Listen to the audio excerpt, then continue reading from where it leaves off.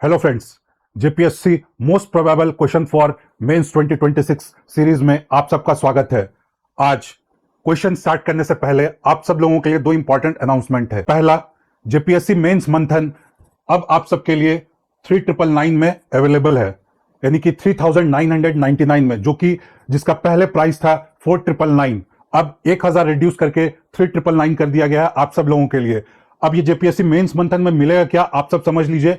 आप लोगों को 122 क्वेश्चन मोस्ट प्रोबेबल मिलेंगे, और न सिर्फ क्वेश्चन मिलेंगे, यहां पर आपको टॉपर लाइक मॉडल आंसर्स भी मिलेंगे। मींस जिस तरह रियल एग्जाम में टॉपर्स लिखते हैं उसी तरह के मॉडल आंसर्स आपको मिलेंगे।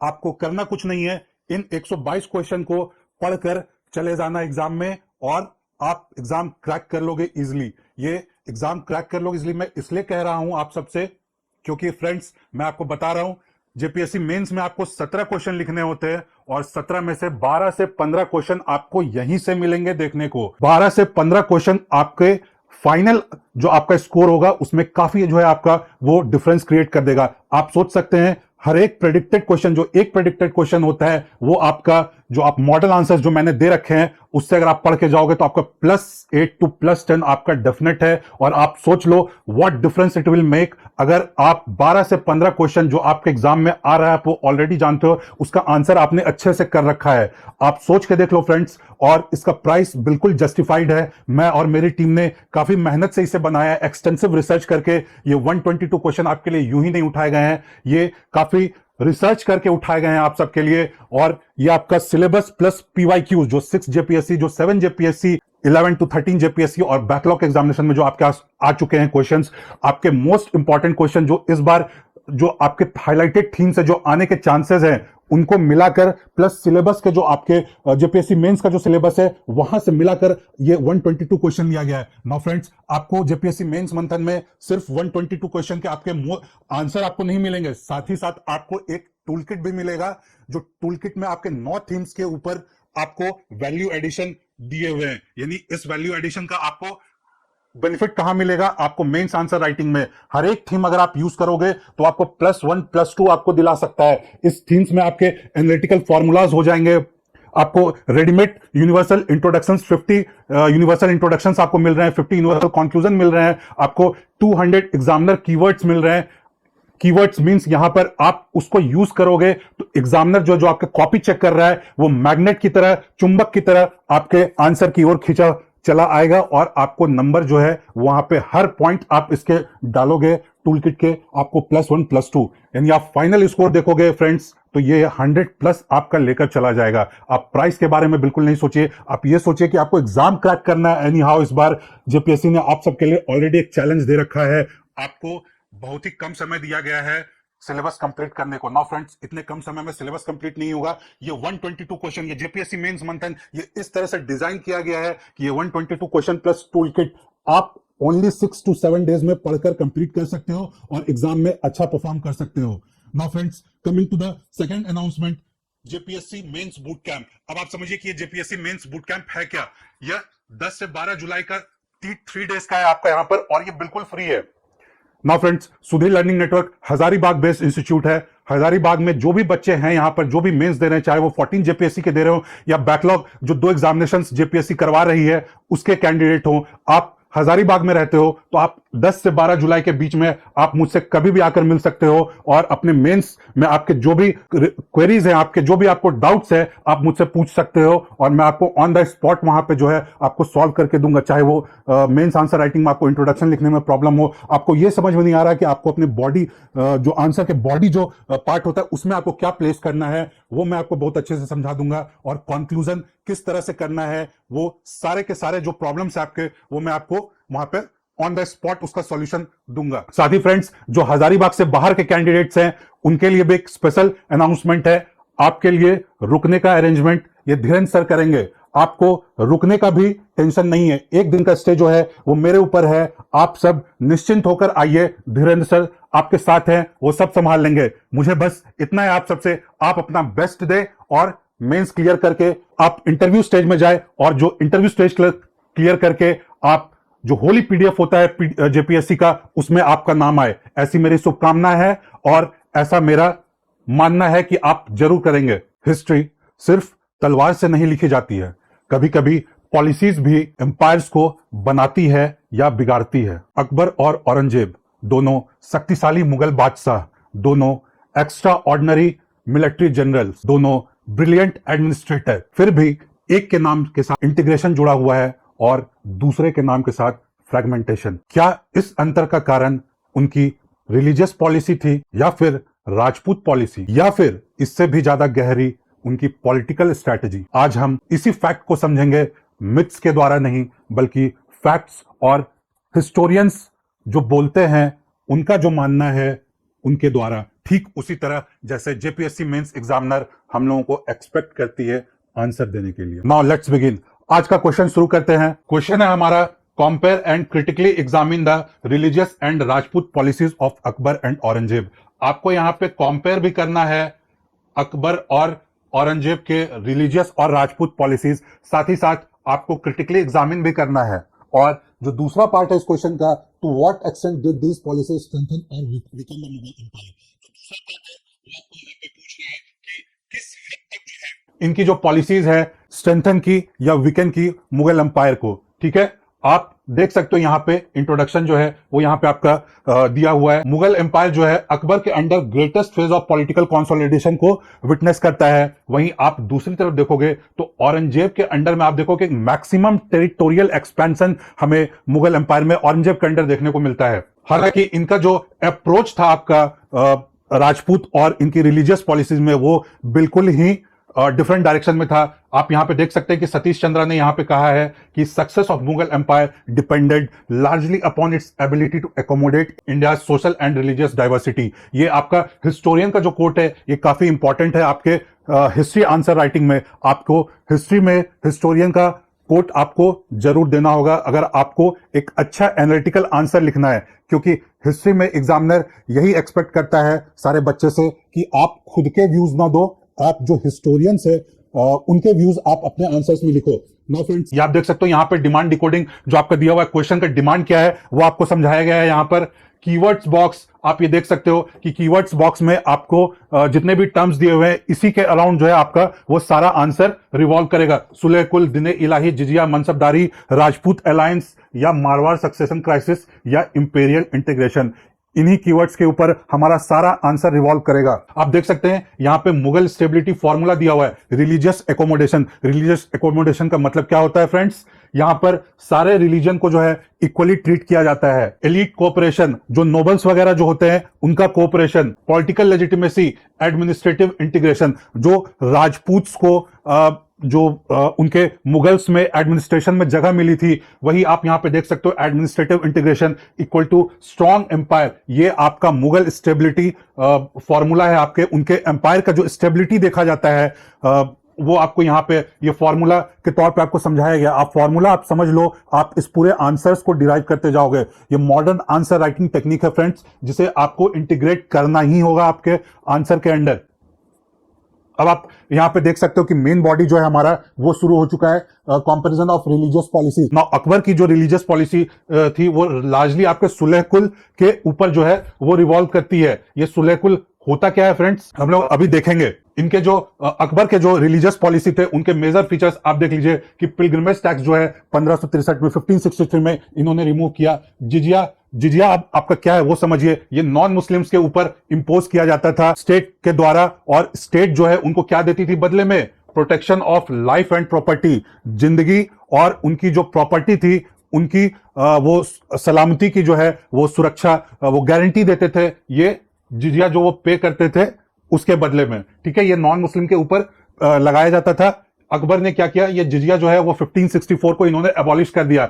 स्टैब्लिश्ड इबादत खाना ऐसी जगह थी जहां अकबर ने उसको स्टैब्लिश किया था, जहां पे आपके रिलीजियस डिबेट्स होते थे, जो वेरियस रिलीजन जो होते थे वो वहां पे आपके डिबेट होते थे, और उनका जो बेस्ट होता था वो अकबर उसको आपको एकोमोडेट करते थे। Included Hindus in administration, Hindus को एडमिनिस्ट्रेशन में इंक्लूड करते हैं अकबर। और इंटरफेथ डायलॉग जो है वो इंटर रिलीजियस फेथ डायलॉग को वो प्रमोट करते हैं किसके थ्रू, ये इबादत खाना के थ्रू। अब आप देखिए कि इन्होंने दीने इलाही को इंट्रोड्यूस किया। दीने इलाही का मतलब रिलीजन ऑफ गॉड। इन्होंने एक अलग धर्म का ही इजाद कर दिया जिसे हम दीने इलाही के नाम से जानते हैं। आप यहां पे देख सकते हो फ्रेंड्स, आपको यहां पे फ्लोचार्ट दिया हुआ है, ठीक है। टॉलरेंस, अकबर का जो रूल है वो टॉलरेंस के लिए जाना जाता था। टॉलरेंस से इनका क्या हुआ, पॉलिटिकल इंक्लूजन। जो राजपूत वगैरह जो आपको दिखते हैं एडमिनिस्ट्रेशन में, वो आप देखिए पॉलिटिकल इंक्लूजन के थ्रू आपको यहां पे दिखेगा। एलिट सपोर्ट, जो नोबल्स वगैरह था उनका यहां पे सपोर्ट मिलता है, जैसे कि आपके टोडरमल हो गए, आपके बिरबल हो गए, जो अकबर के कोर्ट में ही प्रेजेंट थे।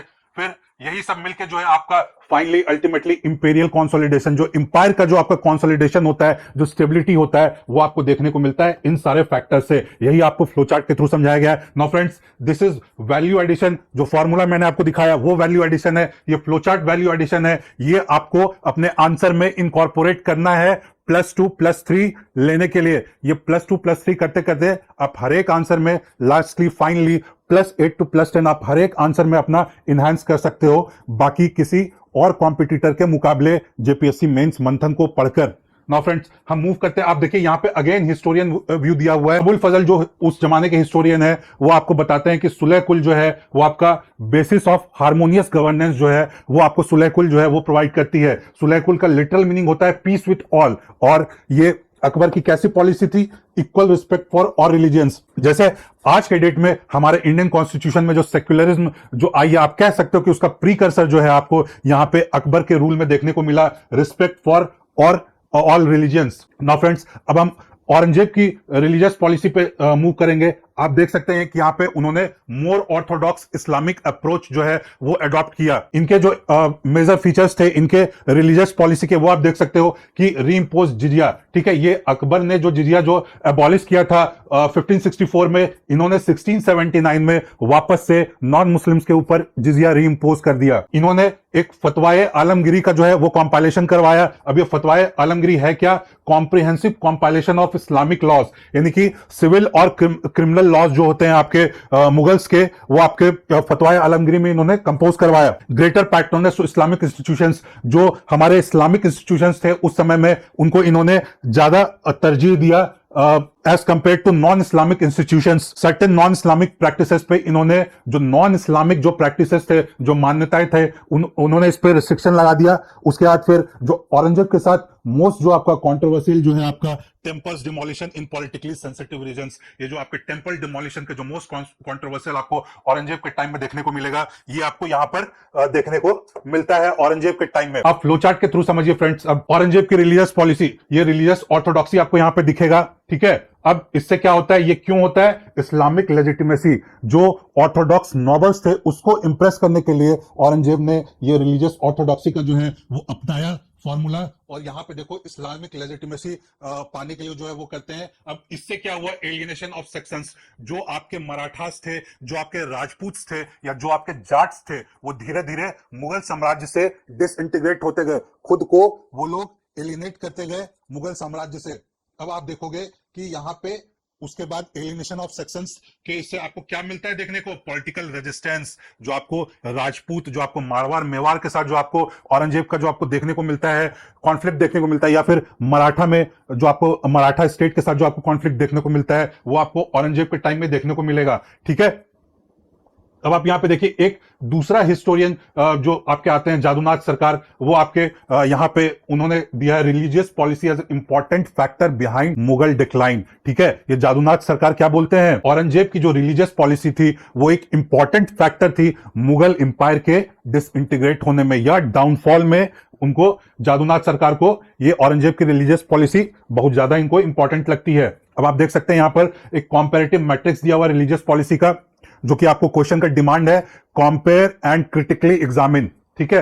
आप यहां पे कंपैरेटिव मैट्रिक्स में देखिए, प्रिंसिपल में आप देखिए सुलह कुल, ये क्या था, आपका यहां पे औरंगजेब ने इस्लामिक ऑर्थोडॉक्सी अपनाया। सुलह कुल क्या था, पीस फॉर ऑल, वहीं औरंगजेब ने उल्टे इसके आपके इस्लामिक ऑर्थोडॉक्सी अपनाया। इसका इंपैक्ट देख लीजिए, इंक्लूजन वर्सेस एक्सक्लूजन।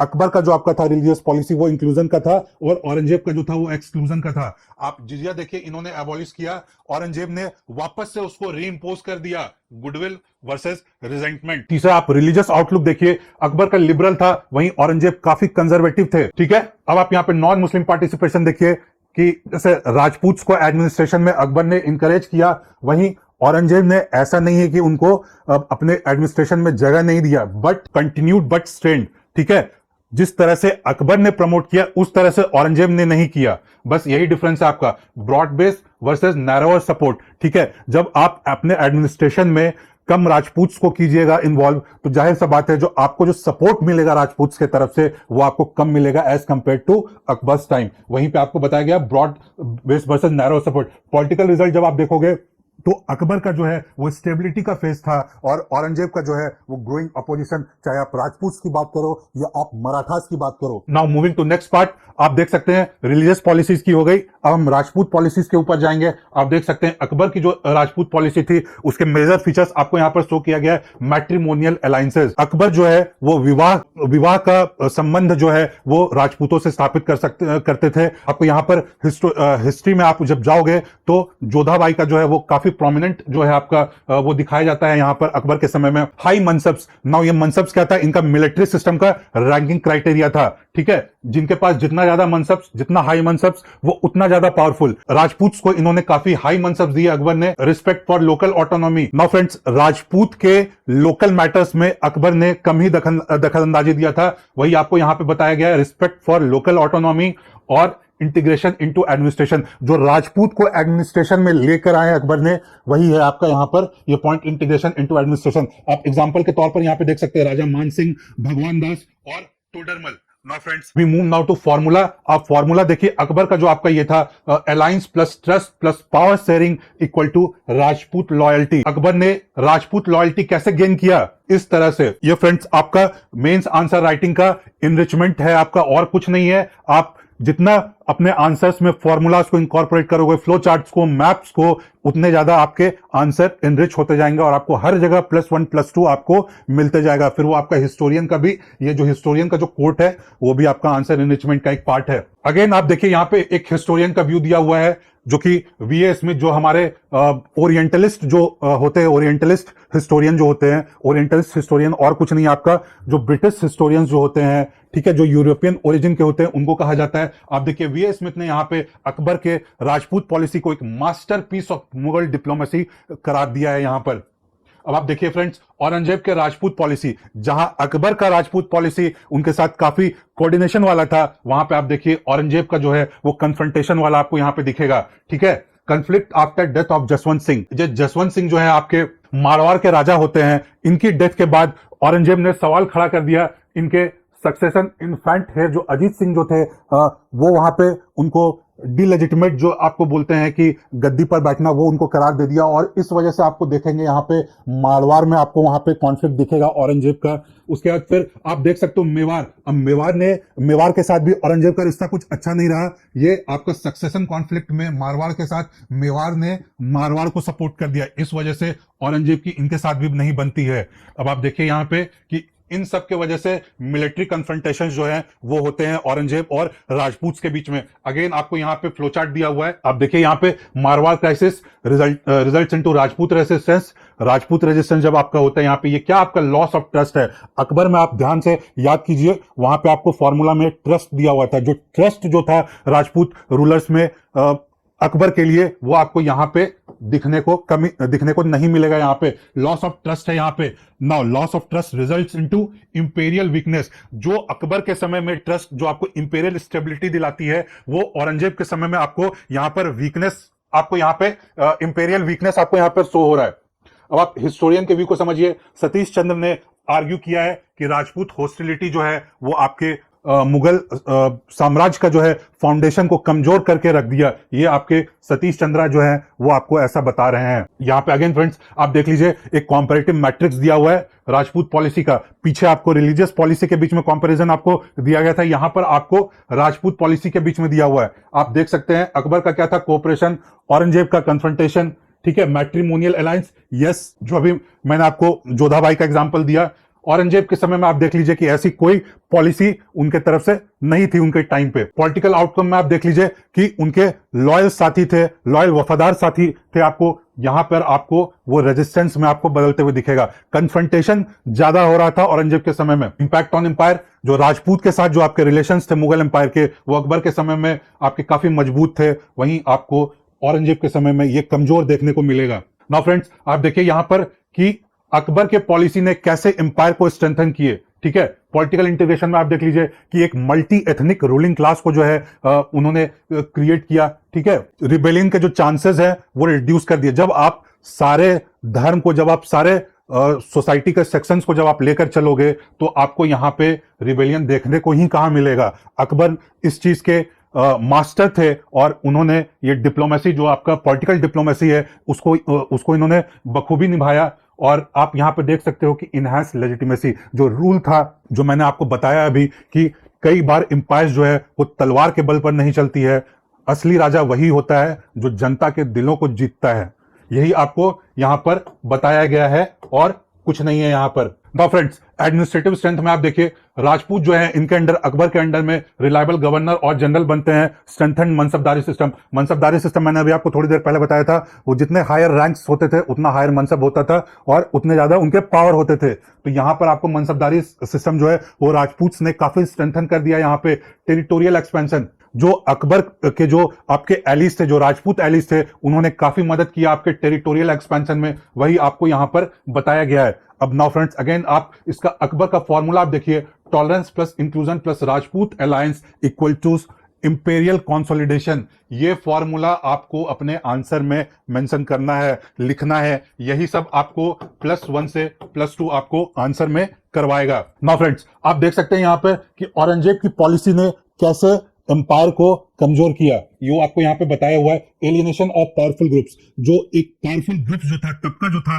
वो औरंगजेब की पॉलिसीज से डिससेटिस्फाइड होता है और ओपन रिबेलियन में जो है वो कन्वर्ट होता है। आप देख सकते हैं राजपूत, मराठास, जाट्स, सिख्स, ये चारों इंपॉर्टेंट स्तंभ थे मिडाइवल इंडिया के उस समय आपको मुगल एम्पायर के साथ साथ, और ये चारों के चारों जो है मुगल एम्पायर के साथ डायरेक्ट कन्फ्रंटेशन में आ जाते हैं औरंगजेब की पॉलिसी की वजह से। अब आप देख सकते हैं यहाँ पे weakening of Mughal Rajput relationship partnership जो है वो आपको यहाँ पे फ्लो चार्ट के द्वारा समझाया गया है। पॉलिटिकल एलियनेशन वो आपका क्या होता है, results into regional revolts. Regional revolts के बाद आप देख सकते हो कि मिलिट्री ओवरस्टेज, जो रिवोल्ट्स होता है, रिवोल्ट्स को कंट्रोल करने के लिए मिलिट्री का यूज किया जाता है। और मिलिट्री का यूज जहां होता है, वॉर जहां होता है, आपको वहां पे आप देखोगे कि पैसा का जो है वहां पर यूज होता है। आप देख सकते हो फिस्कल बर्डन, पैसा का यूज होता है। मींस क्या, जो पैसा एम्पायर के स्टेबिलिटी के लिए, जो लोगों के खुशहाली के लिए लगाना था, वो आप कहां खर्च कर रहे हो, वॉर पर, रिबेलियन को रोकने के लिए। Now friends, this results into fiscal burden.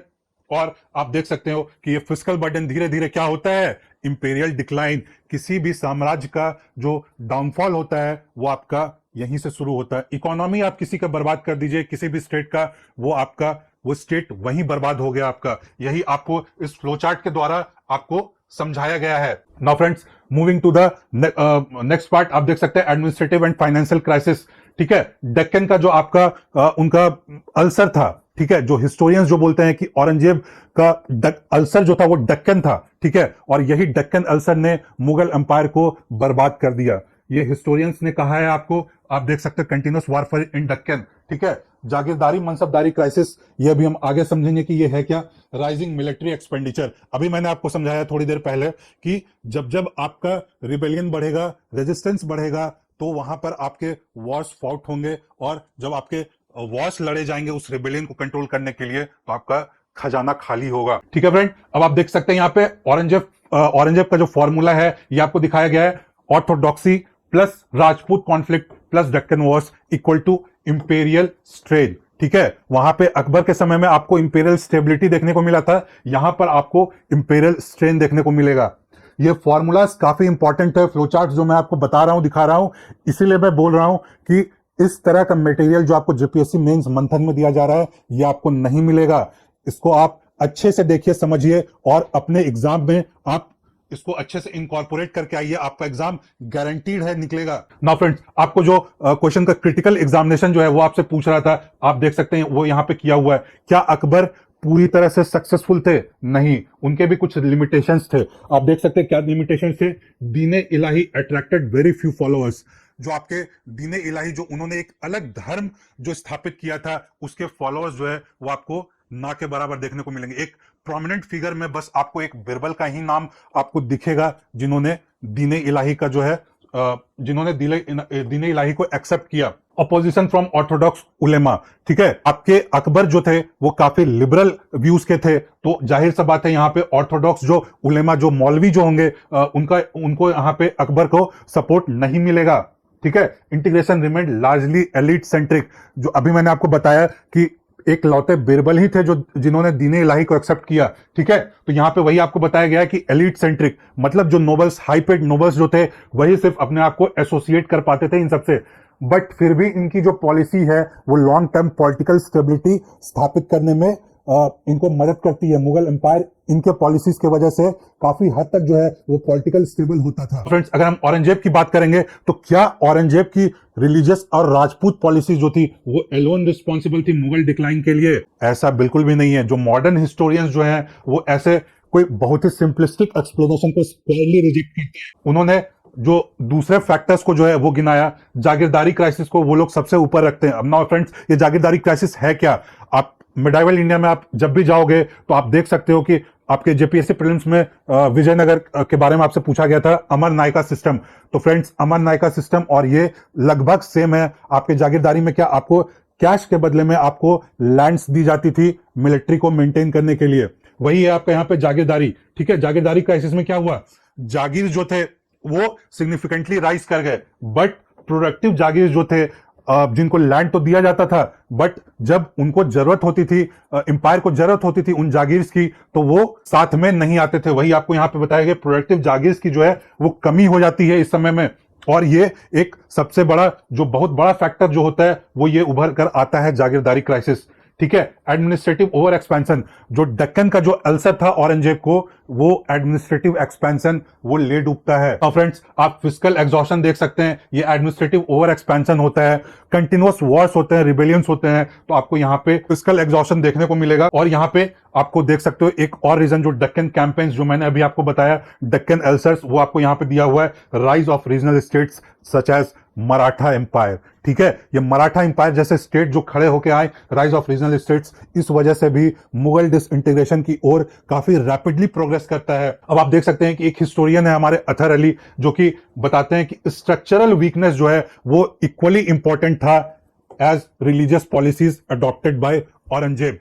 यही आपको यहां पर बताया गया है। नाउ फ्रेंड्स, आपको यहां पे हिस्टोरियोग्राफ बॉक्स दिया हुआ है। मींस अभी तक आपने जितने 4-5 हिस्टोरियंस के व्यूज देखे, वो यहां पे आपको एक बार में आपको कंपाइल करके दे दिया गया है। आपको यहां पे देखिए, अब जेएमएम इनसाइट बॉक्स जो है वो दिया हुआ है। अब आप समझिए कि ये जो है आपका फॉर्मूला, ये अगेन आप वापस से देखिए, political legitimacy plus elite cooperation plus social acceptance equal to durable imperial rule, ठीक है। यहां पे आप देख सकते हैं कि military power alone can not sustain an empire, ठीक है। सिर्फ मिलिट्री पावर, सिर्फ तलवार की ताकत से जो है कोई एम्पायर खड़ा नहीं किया जा सकता है। ये जो है हमारे अकबर और औरंगजेब के बीच में जब आप कंपैरिजन करोगे, क्रिटिकली इवैल्यूएट जब करोगे, तब उसका आउटकम आपको यही देखने को मिलेगा। यही इस क्वेश्चन का थीम है और आपको यही समझाया गया है इस पूरे पूरे आंसर में आपको यही समझाया गया। नाउ फ्रेंड्स, ये आप वैल्यू एडिशन बॉक्स देख सकते हो, ये निमोनिक है जो आपको पूरे आंसर में जो है आपको इसी के अराउंड जो है वो रिवॉल्व किया है, ठीक है। आप ये देख सकते हो इसको